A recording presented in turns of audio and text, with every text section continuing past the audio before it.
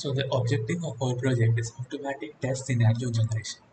So for this we have created a tool which converts any given UML activity diagram into its test scenarios. So this tool accepts only XML file as an input. So the user first needs to convert its UML activity diagram into an XML file. For that, this tool only accepts XML files converted using eArchitect software. So the user first needs to upload its UML activity diagram into the eArchitect software, and from that, the exported XML file he needs to upload in our tool. So after uploading the file in the tool, this tool will parse the XML file using XML transform libraries available in Java. This library can very easily extract all the information from the XML file. So the information that we need are namely the node type, node value, and the uh, node ID, which should be unique. If it's not unique, then it will generate an error that the graph is not complete or something like that. Then after extracting all the information, we will store it using hash map data structure. It will be stored as a directed graph tree. So after obtaining all the information and storing it in the hash map, we now need to generate a paths which the test scenario will follow. So for generating the paths, we are following a basic path criterion, which means that all the activities in the node, all the activities in the graph will be traversed exactly once. So it will ensure that none of the activity are left out.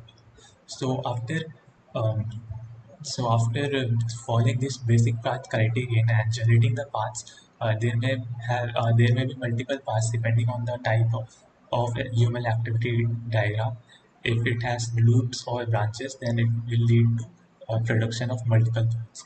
So we will then add all these paths generated to the arrays. We will create new arrays and we'll keep on adding it till all the nodes are traversed as it should be in basic path criterion. So after storing all these paths in the array, the next task is to print the test case scenarios. So for test scenarios make it in to make these scenarios readable for humans, this tool will append common prefixes, suffix, or phrases to the node value depending on the type of node selected.